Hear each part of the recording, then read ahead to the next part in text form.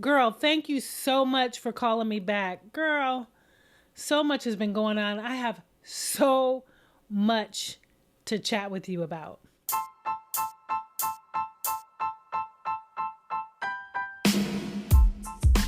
Hey y'all, it's me, your favorite friend and host, Kiana, and you are listening to Chats with Friends, the show where we talk about all things life, love, relationships, healing, all of the things. And thank you so much for stopping by. How the heck have you been? How have I been, you ask? Y'all, we have so much to talk about. So grab your drink of choice and a snack so we can chat. I am drinking some non-alcoholic sparkling wine that I found down to the Whole Foods. And I must say it's quite good and it's quite surprising. It's very crisp. It's bubbly, which I love. So there's that. So what are y'all drinking on? Let me know down in the chat. Before we get started, before we go and down the rabbit hole of all the things, we're going to go ahead and pick a card. And today we are going to switch it up a little bit. We are going to pick from these cards I found down to the Amazon, 60 positive affirmation cards that I received or that I got. And we're going to I picked some out of the box and I'm just going to pick one of them and answer the question on the card. There's something on the front and the back of the card. So the back of the card says, I make a difference. And then the question for reflection says, what is special about me? Why is the world better because of my presence in it? So fitting that I would pick this card today for a number of reasons, which, when I get down to down into the episode, we'll talk more about that. But what is special about me is something that I've had to sort of realize and learn over time. And more so, I've been on a crash course of what's special about me over the last several years, probably 4 or 5 years, really getting crystal clear about what's special about me. And, I think there's something to be said about like doting on myself and sort of allowing myself to feel good about the things I'm good at or what I bring to the world, and not making or not subscribing to this idea that I'm being boastful or I'm being conceited or I'm being too much or I'm being whatever. So this idea of really articulating that I'm special and that I have an offering to the world is a newer sort of territory for me. So what is special about me? What is special about me is that I am goofy as hell. I am funny. I have a great personality. I love. I love to engage and connect with people. I love to, it's not something I do intentionally. Like folks say, I light up the room. It's not something I don't set out and say, I'm going to light up the room when I show up over there. I just am. And I think that what's special about me is my personality, my ability to sort of arrive in a space and connect with folks there, whether or not I know them or not, and that folks feel comfortable. I have no problems or issues sort of talking to strangers or engaging in conversation with people, which I think people like and appreciate. I would consider myself a self-proclaimed extrovert. So I'm being shy and being sort of a person of a few words is not something that I would say about myself. So I think that that's pretty special, that I really can make other people feel special and other people feel seen and other people feel heard. I think that's one of my special sauces.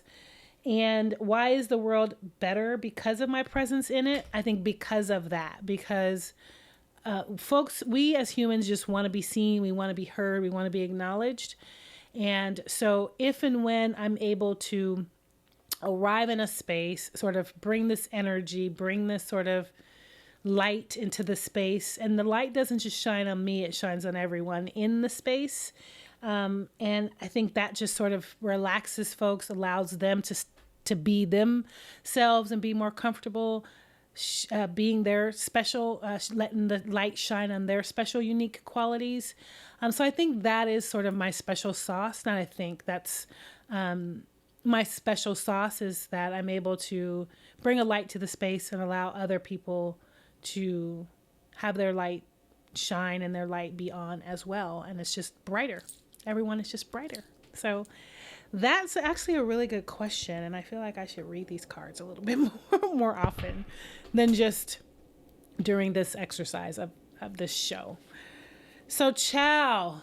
I know that was a horrible transition from that to this, but I've been waiting to chat with you. So I have so much to say. I have so much. The world is ghetto. Like the earth is ghetto as hell. Earth is ghetto as hell. And 2024 is ghetto as hell. And I'm trying to really sort of temper, I guess, or be mindful of how often I'm saying 2024 sucks, because it really does. And it has thus far. I'm shifting and I'm choosing my words, but the start of 2024 has been a doozy, and it's still challenging in many, many ways. But girl, every time I turn on the news or open the app, I'm like, what? What are these people? What is going on? I blame Cat Williams for it all. Cat Williams set the tone at the beginning of the year. He set the tone, and child, the gig is up. The gig is up on everything, and everyone. So 2024 is ghetto. That's all I gotta say. But I say that to say that my last episode was called Red Flags, Green Flags. What has happened since then, I don't know if you all are down to the TikTok, but there is a content creator. Her name is Risa Tisa. Her handle is Risa Tisa. I think I've since seen her on TV on an Impact episode, and I want to say her name is Teresa, but her handle is Risa Tisa. If you don't know her story, if you are not familiar, if you've been living under a rock and you hadn't heard of her, I encourage you to go over to TikTok and take a listen. Just put in her name, Risa, Reesa, Tisa, Teesa, I believe is how it's spelled. Do yourself a favor and go down to the TikTok and listen to her story. It is captivating. It is mesmerizing. It is hang on every word. It is, I literally was going to sleep. I'm embarrassed to say, almost embarrassed to say, I was going to sleep with the phone on my pillow as I was dozing off, just because I didn't want to miss anything that she was saying. It was that, like, I was hanging on every single one of her words. Her ability to string words together, to share her story, to articulate what happened was masterful. And she did most of it like from her car. Like she was in her car, like telling the story in bits and pieces. And it was a 52-part series. Each of the episodes or parts were like, I think 10 minutes. And I failed to say, the title of her story is Who the Fuck Did I Marry? Jesus, who the fuck did I marry? And she has obviously gone viral. She's gotten a ton of exposure. Just talk about being a light. She has been a light. The light has shined on her and allowed so many other folks to shine as well. She's incredibly special. And so I applaud her and I want to see her win so bad. I am rooting for Risa Tisa. I am rooting for her. I want her to have every single solitary thing that her heart desires, because the way that her ex-husband showed up on the scene and the things that she endured, she deserves every single thing that she gets. And there's lots of folks that are feeling some type of way about her being somewhat of an overnight success. And I say, get over yourself. I mean, like get over yourself. It is what it is. And what I also say about that is that what God has for us is for us. And when he has it for us, it is for us. And so it's a story that is a few years old. Like what she went through is a few years old, but she's just now got the heart, the courage, got to a place where she can say it publicly. And so it's been healing for her. I just am rooting for her. I want her to have it all. I want her to have every single solitary thing and some. So anyway, I say all that to say, do yourself a favor and go down to the TikTok and listen to her story. But I think how I wanted to tie her into this episode, this follow-up to my last episode about red flags and green flags, is because she explicitly talks about the red flags that were present in her relationship. And I think there is something there. There's a lot there. And I think the other thing that was really illuminating about her story, and that was really sort of touched me, was so much of what she experienced, so much of the things that she heard, just her experience, so much of her experience I personally can identify with. And so many other folks that watched and listened to her story can identify with.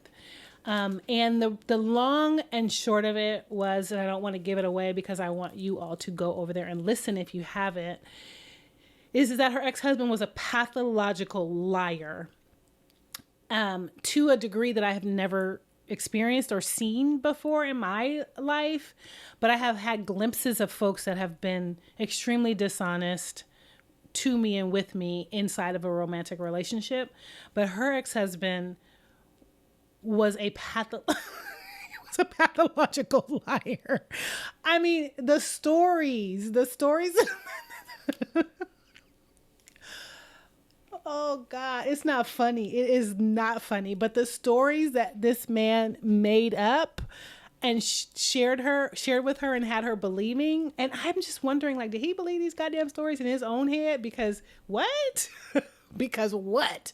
But anyway, I say all that to say there was so much of her story that resonated with me. And I know I can almost bet my house and everything in it that you have experienced some form of dishonesty, or you've been in some kind of relationship where someone lied to you in some way, either in the past or could be in the present. So although I'm not condoning lies at all, I do believe there's some lies, maybe if you're talking about big lies and little lies or whatever, I don't know. But the level of lie and the magnitude of lies that this man created, it was just, it was beyond comprehension. Completely unacceptable.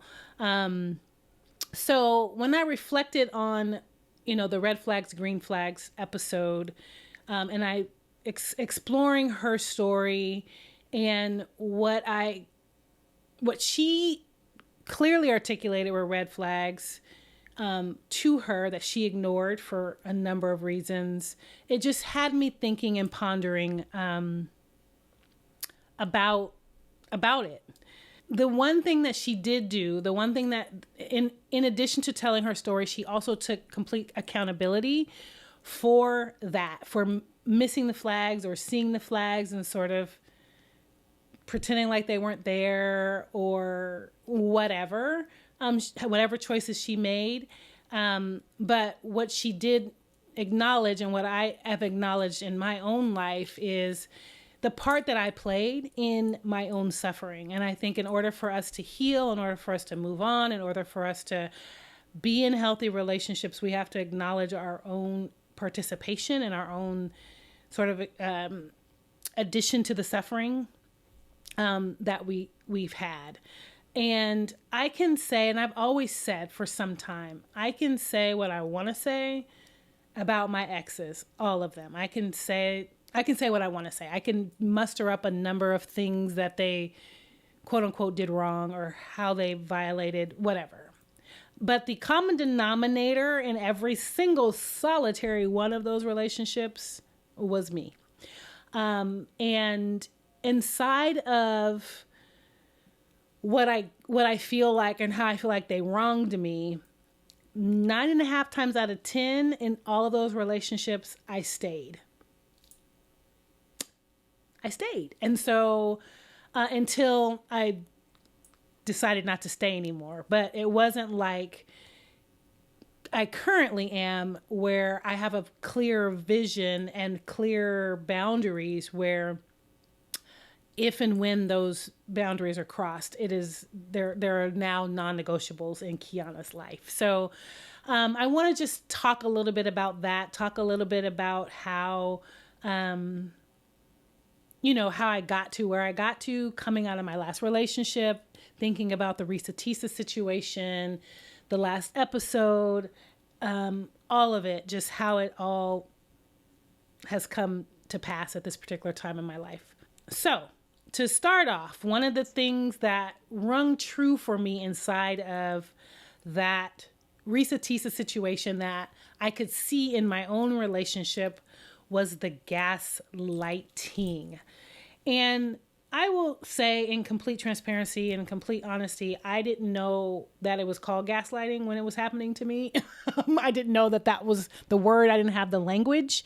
But literally what it was my partners making me feel like or think that I was crazy or that something was wrong with me, and had me second guessing myself and looking upside my own head and, questioning myself and challenging what I knew to be true, what I saw with my own eyes, what I saw in black and white written, like making me feel like I was cray inside of that. And that happened to her. And I think what sort of why the questioning and why the second guessing for me happened was a lack of trust in myself and a lack of understanding in myself and a lack of self-awareness of myself and a lack of self-love in myself. So again, sort of taking full responsibility for my own participation, I had to acknowledge, like, when I look back and I think, like, how? So I remember coming out of that relationship thinking I'd lost myself inside of that relationship. And I was just like, how the fuck did I lose myself? I couldn't figure it out.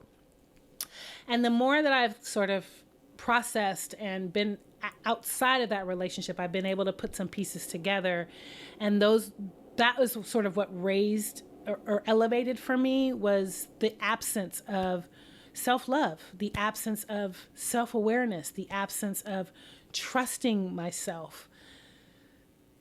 It was absent. And when I think about why those things were absent, and I try to orient myself around love and sort of my experiences with love in its totality, not just romantic relationships, but like what have I been taught about love? What have I been taught about trust? What have I been taught about these things? And I realize that when I think about even inside of like church, so I'm not going to get too deep in the whole church thing because that's a whole nother episode. But even when I think about church, like I was taught to, if I behaved, if I was good enough, if I performed, if I did all the things, if I didn't kiss a boy, if I wore dresses, if I did all the things, then God would love me enough to let me into heaven. Right? It was like this, now I know different, and maybe they were saying different, but as a youth growing up, that's what I heard. I heard all the no. I heard all the shaking of the finger. I heard all of this language and this narrative around the love. It didn't feel like love. It felt like I was always in trouble. I was always in trouble with God for some reason, something I wasn't doing right. And then in the same breath, you're saying, that God loves me or God is love. And so, that was my sort of church thing, right? And then inside of romantic relationships, outside of what I saw in relationships in my family and in friends and, whatever, the message that I was told, or that, sort of was portrayed to me, was like, when things got rocky inside of relationships, the question was always posed to me, well, what did you do to make him do that? Or what did you do to make him act like that? Or what so there was that, right? And then, when I think about work, I think of work relationships.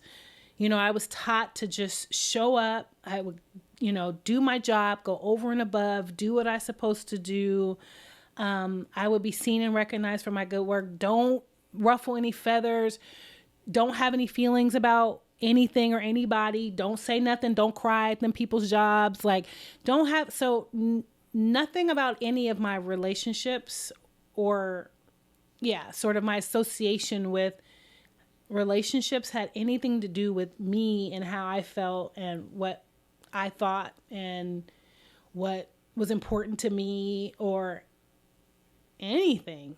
I just did not have a voice. I didn't have a voice in any of that. I guess that's what I'm saying. When I look back, there was an absence of my voice. There was an absence of my feelings. There was an absence of my experience. None of that was centered. None of it was acknowledged. None of it was invited into the conversation. None of it. And so it's no wonder that I get to a place where I don't even trust my own ability to make decisions, or I don't even trust my own feelings, or I don't even trust my own anything, right? Because everything that I've been taught is external to me. Everything, my ability to get and receive love, or get and receive acknowledgement, or get and receive anything, was contingent on something external to me.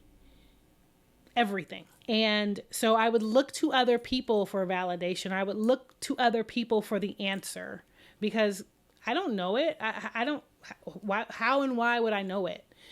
I would look to other people for praise. I would look to other people to, like me and want me, etc. Right? There was no sort of association with me wanting and liking myself ever. So that was a really long, really long way to say that I understand, excuse me, I understand why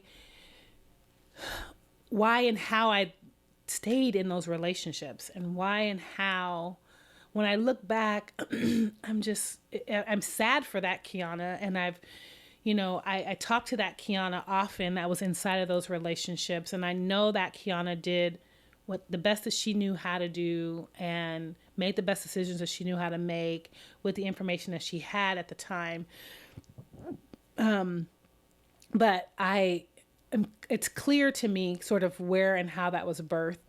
And there's a number of things that I attribute to my inability at the time to think for myself, to trust myself, and which caused me to second guess myself, which caused me to look for everything external to myself. So what I have understood is that awareness is just one part. So becoming aware, I'm aware, right? I'm aware, and I have an orientation to like what the what is. The shifting is something different, right? And it requires intention. So now that I know where this stems from, why I, allowed these things to happen, why I ignored the red flags, etc., understanding that there was an absence of trust, an absence of love, an absence of self-love, an absence of, self-awareness, an absence of a lot of things. There is a need or desire to shift that takes intention, right? It takes intention. You don't just sit back and by osmosis, you just automatically shift. And it grates my gears when I hear these statements that are like, change your mind and, have faith, and, these sort of really broad sort of statements that just imply that by osmosis, if you just there's just no work that you need to do. There's no active participation that you need to do in your life that is just going to automatically happen some kind of weird way. But the Bible says faith without work. So there's that, right? There is some work that we have to do to accompany our faith and belief. So anyway, I say all that to say that in order for me to shift, to create a shift in my life, I had to be intentional about my self-love. Once I realized that was absent, my self-awareness, my self-love, trust, I had to be an active participant and intentionally shift that perspective. And part of that shift and part of that intentional work came with me having to understand who the hell Keonna is. And part of that understanding of who the hell Keonna is answering questions like, what makes me special? What is my offering to the world? Why am I important? Etc. Right? Those are part of those questions that I would ask myself. In addition to that, I had to figure out, go back to the basics about my feelings, right? Understand my feelings, understand what brings me joy. What do I like? What do I not like? What brings me anxiety when I do a thing? What is confusing? What makes me have bubble guts when I think, not to say any and all of these are bad, but just being aware of my goddamn feelings is and was an intentional practice that I had to put in place in order to understand myself, right? Get in touch with actually how I actually feel and validate those feelings and understand those feelings was and is an active practice that I'm in now. Even down to understanding what I like to do. So I think about past relationships. I've been so engulfed in what they want and what they need. There's an absence of me, right? So it's always the catering to that person. I had to really get clear about what I like and what I need and what I like to do and what makes me happy and what brings me joy and what brings a smile on my face, and not judging it and making it, not telling myself it's weird or it's, you're too old for this. I remember going to the park, walking around. There's a park down the street from my house, and I was walking and I saw a swing set, and I decided to swing on the swing set. And that was some of the most pure joy that I had in a really long time. And it's just doing things like that, actually exploring, actually trying stuff. What just ignites my fire inside? What just, how do I feel? Even inside of relationships, when I am engaging with friends, what do I feel drained? Do I feel inspired? Do I feel confused? Do I feel checking in and tapping in with how I feel has been the key part of my self-awareness, self-healing, self-love journey. And that has been key to me understanding when and if, well, I won't say if, when I'm ready to date, I'll have some more clarity and I will be able to understand and have a sense of when I think of my relationships and I think of red flags, I knew they were red flags, but I didn't have any sort of standards. Oh God. I didn't have any, it seemed like this is not right. It's not right, but I didn't have a standard that said that this not rightness crosses a boundary of mine, and therefore I'm no longer interested in engaging in this relationship. Oh Lord.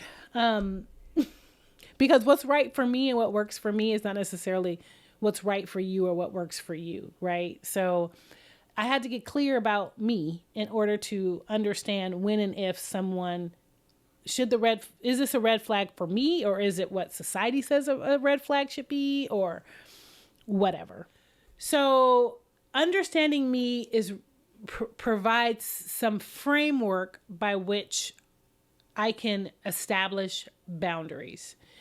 And so boundaries inside of relationships, platonic and romantic, work, whatever. But I had to get clear. And so part of getting clear is being curious and consistently staying in the question.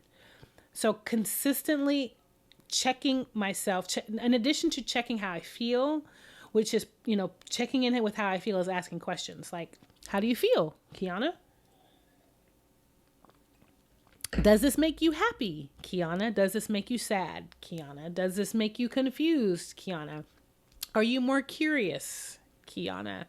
Right? So being in the question and being curious is another key to providing clarity in order for me to understand what my boundaries are for me, so that if and when a red flag or a green flag or a brown flag or whatever color flag pops up, I know where and how that fits or not into my life. When I think about when I think about the criteria that I previously had inside of relationships because of lack of awareness, lack of self-love, lack of trusting myself. If you liked me because I didn't necessarily really like me, and so someone else liking me was like a big deal. If you liked me and you were handsome, and then there was really a lot of emphasis on being handsome. Now, I'm not taking the emphasis off of being handsome because really, I want to have something good to look at. But like, those were my criteria, was that you liked me and that you were handsome. It's giving desperate. It's giving desperate. It's giving lack of clarity. It's giving confusion. It's not giving is what it is. But when I think about like my decisions to be with certain people that I was with in the past, those were kind of the things. And because of the lack that was there, I remember saying to myself and saying to even friends, like, I have to be with him because nobody's going to love me like this person does. Nobody's going to XYZ like this person does. And this is, again, me looking externally for someone to give me something that I was not giving myself. So that's a problem. Ciao. Anyway, so another lesson that I've learned as of late, especially around this idea of these sort of blanket statements around shift your mindset and have faith and all of this other stuff is again, sort of being an active participant in my life.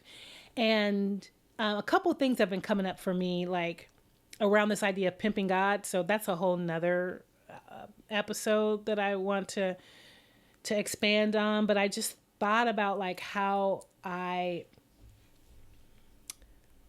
had been, this conversation, or how I've been taught about like how to interact with God was never really about relationship, but it was all about transaction, right?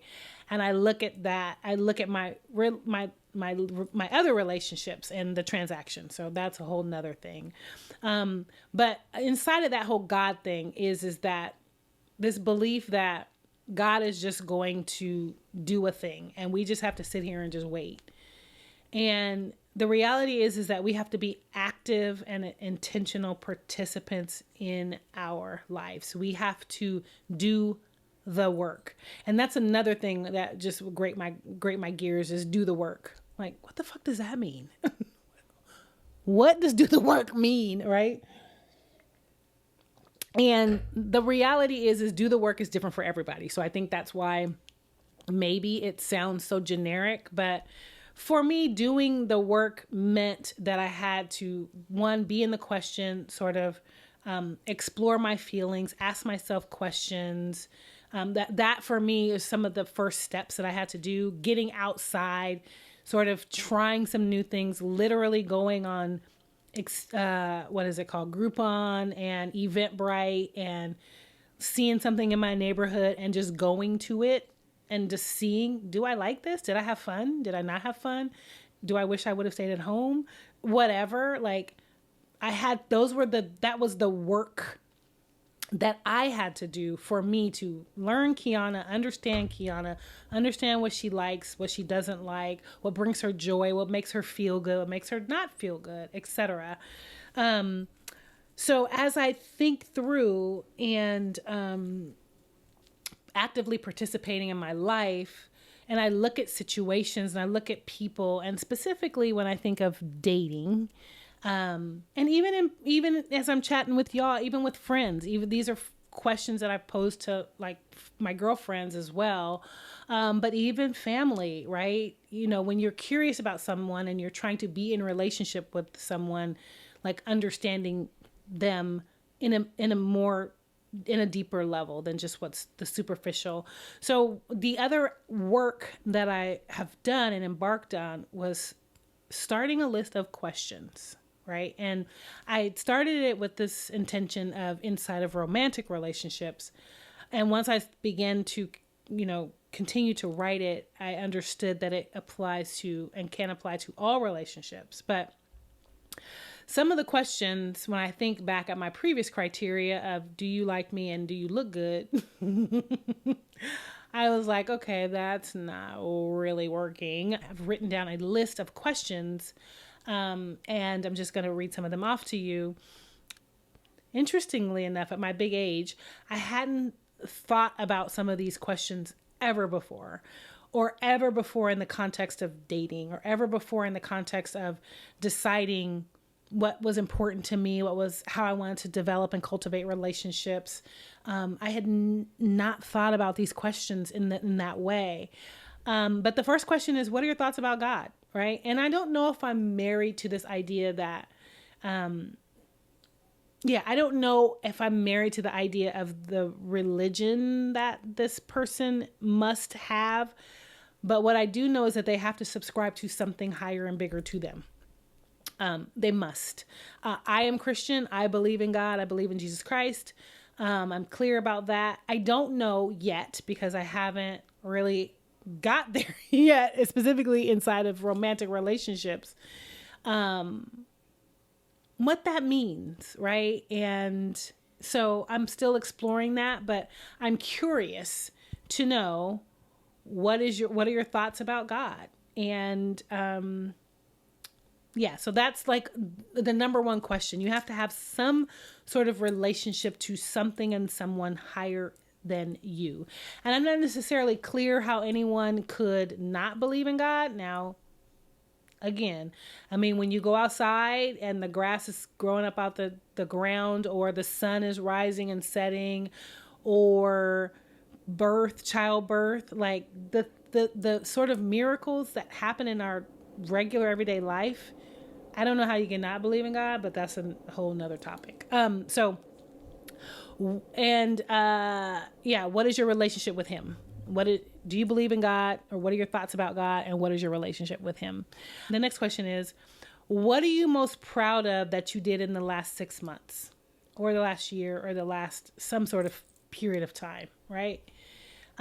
What's something you're most proud of? And again, also, I ask these questions, or I pose these questions to others because these are questions that I've asked myself as well.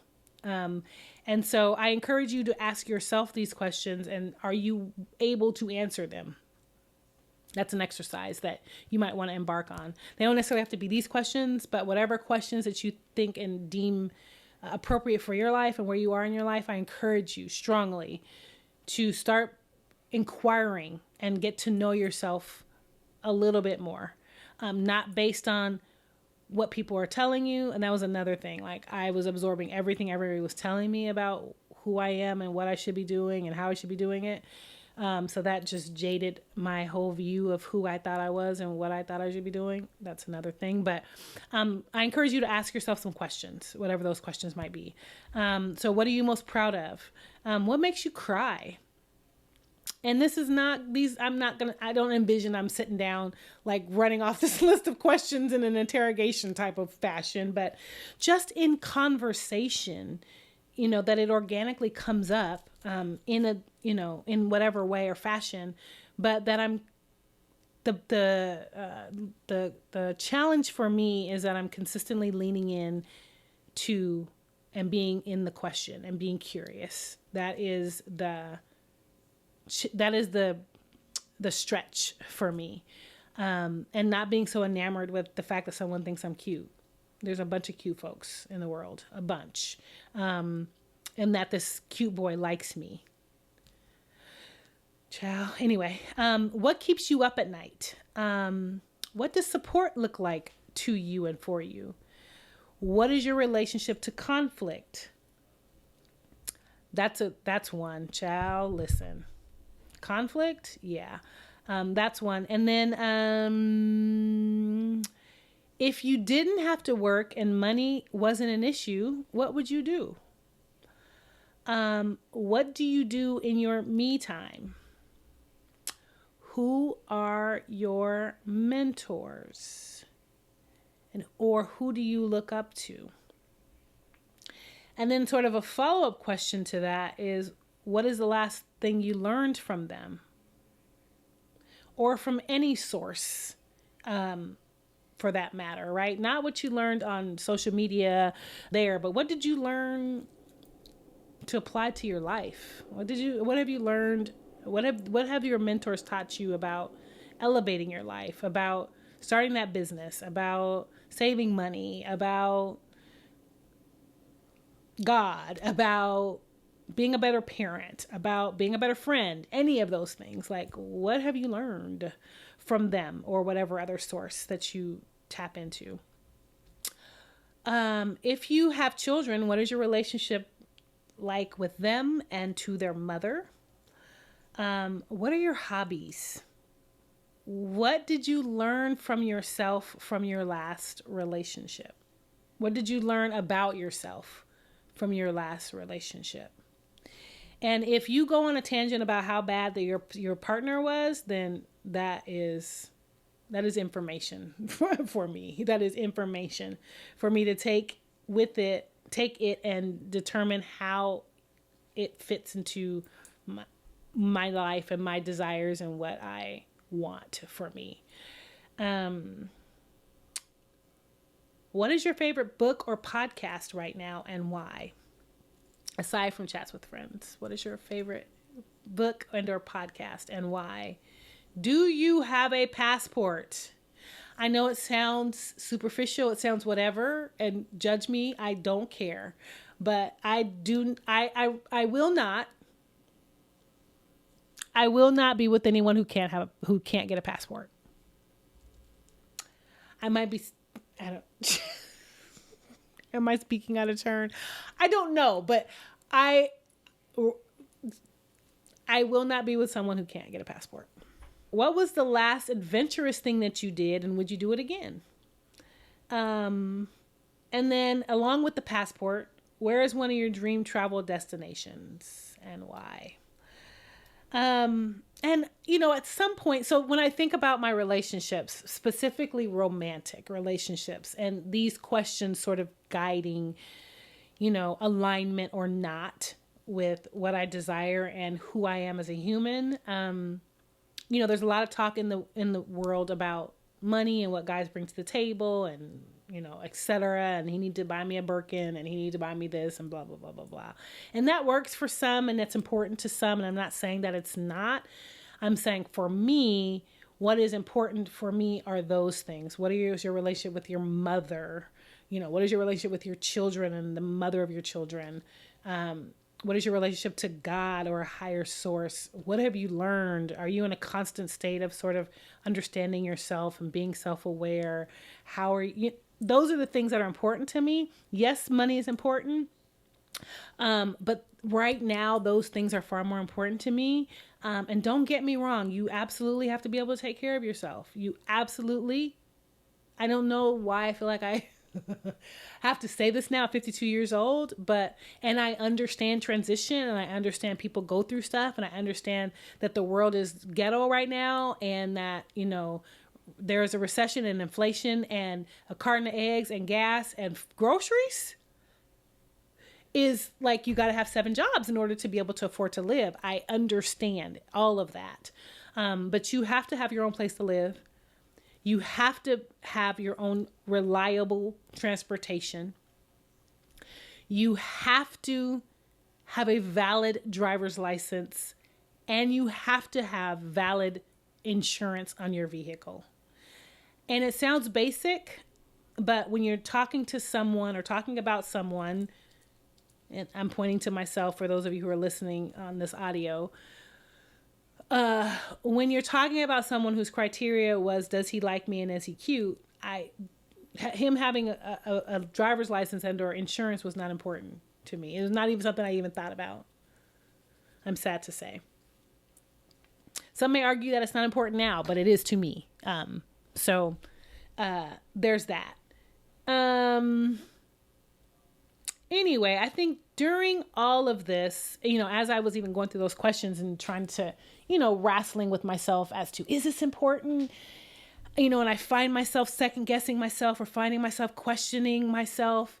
Really, this is another exercise in trusting myself. And this is an exercise in trusting how I feel. And this is an exercise of saying I get to decide. And this is an exercise in me reminding myself that what I want, what I need, what I desire is valid. And this is an exercise of me being curious and staying in the question. And this is an exercise of me continuing to be self-aware. And this is an exercise of me working on me to show up as my best self. And this is an exercise of me wanting to be in partnership with someone who is going to bring out the absolute best in me. Someone I can learn from. Someone who can learn from me. Someone who challenges me. Someone who strives, someone who pushes me to be better. Someone who, puts fire under my ass as well. My friends, I tell them all the time, like, I appreciate when my friends light fires under my ass and remind me of where I'm falling short or where I'm not stepping into the wholeness of Kionna that I am, that's tapping into what makes me special. And that's how I want to be with my partner. So I'm doing all this, and also please note that I'm doing all this in partnership with God. And that is another episode in sharing my journey back to God. I'm not swallowing the Bible whole by any stretch of the imagination, but I am acknowledging that He is important, and really understanding and His voice and understanding my desires inside of what I want and how that aligns with His desires for me, and or are they a mismatch, right? Like we've been taught to, we've been taught this idea that He wants XYZ for us. And I'm still learning, I'm still understanding, I'm still confused about what that means. Because I feel like if He put something inside of me, or if I have these feelings or these thoughts or these desires, I feel like they were put there by Him, right? Because He created me. So I didn't just pull them out of the sky. Those things that when I look back 10 years ago, or I look back 5 years ago, these common threads of sort of desires of my heart with respect to my purpose, with respect to, my yearnings for things, those things have not changed for the most part, right? They've, maybe tweaked a little bit, but the fundamental of those things have not changed. And so, I'm still understanding, what my desires for my life and how that aligns with His desires for my life. So I do all this in partnership with him, understanding that God lives inside of me, for one. And that's not something that I was ever taught. And that's something that I'm learning to navigate, the God that lives in me. So yeah. So that I can ensure that there is alignment, right? My quest and my desire is for alignment with my heart, alignment with my mind, alignment with my soul, alignment with my feelings. Is everything going to be unicorns and rainbows? Absolutely not. Is everything going to be easy? Absolutely not. Is everything going to be good? Absolutely not. I was sharing with a friend the other day, there are peaks and valleys, right? There's ups and downs. And when the line, if you're in the hospital and you're on that like heart monitor thing that goes up and down, the only time it is flat is when you're dead or yeah. So the ups and downs, the peaks and valleys are a signal to me that I'm still alive. And so I'm learning to embrace the peaks and the valleys because they indicate that I'm still alive and I have not flatlined. And so, girl, that's it for today. I'll call you back next week. Bye.